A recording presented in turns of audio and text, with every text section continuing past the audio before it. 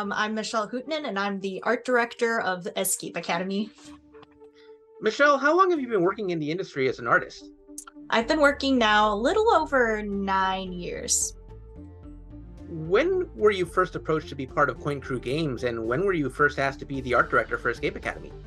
So I joined Coin Crew Games February of last year. I started off as the concept artist on the team, and eventually they made me the art director. I believe I got my title officially in January of this year, but I did do some work as art director right before that.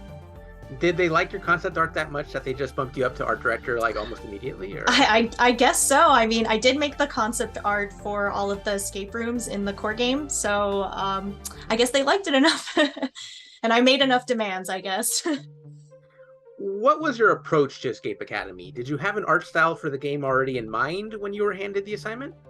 To an extent, I would say the way we approached it was we chose a low poly style right away, right off the bat, because prototyping was important and essential to creating the game. So low poly modeling is very quick to iterate on, and it helps us save time in order to focus on other essential areas like staging and color and lighting. The one thing that stands out with Escape Academy is that the art is more than just an aesthetic or a stylistic choice. There are several puzzles that utilize illusions or rely on visual trickery in order to progress.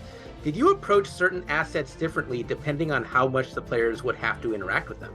Oh, absolutely. Like we did not want to create things that were a little too distracting when they're not essential to a puzzle.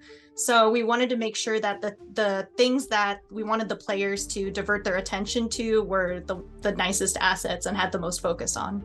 So on that note, one of my favorite visual puzzles, and one of the reasons that I was actually excited to take this interview, was the Escape Artist puzzle has the Sculpture Garden. And Sculpture Garden, for those who haven't played the game, is in order to open a door, you have to line up the right sculptures, but there are also optical illusions attached to them. So walk me through how you designed this, knowing that you had to create both an artistic sculpture and actually have it double as an optical illusion.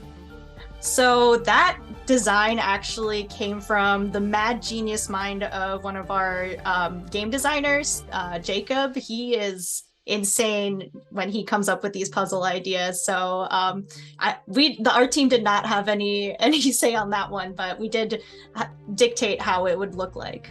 So what was your favorite puzzle to put together? Was it the Escape Artist puzzle, Lab Rat, or was it something else? Ooh, that's a tough one. Let me think about that. Man, I don't know how to answer that right now, actually, because like the whole experience as a whole was just so fantastic. So it's really tough for me to pick a particular one right now. Is there an asset or an Easter egg or maybe a hidden reference that you're especially proud of? Well, the one that comes to my mind immediately is in the kitchen one. We have a freezer that has like a little pyramid, food pyramid poster in it. And there's like a lot of little additional, I had the chance to work on that asset myself. So there's like a lot of little cute little food references I put in there. And I'm originally from the country of Finland. So there's like a little pastry in the bottom of that one called Karjalan piirakka. That's something that nobody really knows about other than, Finnish people, but I put that in there for myself. And that's a great example of one of those puzzles that like, there's a lot going on in there, but also like you kind of got to decipher like what you have to take away from it in order to progress. That's a great one. I love that food pyramid one. Yeah. So one of the last questions I want to ask you is, are there any aspects of real world escape rooms that you were excited to use in the game? I don't personally have the experience of creating real life escape rooms like Mike and Wyatt did. I did rely on their background on that in order to create a lot of these things. So, I mean, I did have experience working in the VR space before, so there's a lot of parallels with how to consider, like things you have to consider with like how a person sees and interacts with an area. But yeah, I can't pinpoint anything specific there. Now that's interesting that you mentioned you have a VR background. How did the VR background kind of help you in designing this game, especially given that there's a first-person view for Escape Academy? Well, like I just mentioned, like you have to really consider how a person really interacts with an area when you have a 360 kind of space to work with. So you really have to put yourself in the shoes of the player, because you know something that may seem very obvious to the people who design the room is not very obvious to the player themselves. So that's why it was so essential to play test the levels as often as possible. Hey, you mentioned you haven't done a lot of escape rooms, but out of the ones that you have done, was there something from like a real world escape room that you thought this would be great for the game, but you weren't able to implement it due to a technical limitation or something else along those lines? Actually, it's the opposite of that, because this is work in a digital space, we had a lot more room to get crazy with it. You know, like in real life, you can't put like poison. You can't poison people in an escape room. Whereas in a digital space, you know, you can do whatever you want with those players, and there's no consequence. You could fill a room with poison gas, but it's probably not a good idea. Probably not the best idea. Yeah.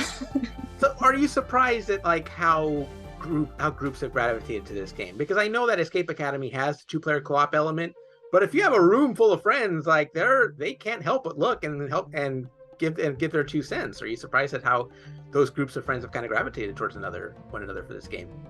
Yeah, actually, because you know we originally created the game to be more of like a couch co-op kind of thing. You know, I visualized it originally between just 2 people, but especially after the Summer Game Fest, seeing people crowding around those setups and like watching people contribute to that, like 2 players controlling the characters and then others crowding around and trying to solve together, like that was such a cool experience. And seeing people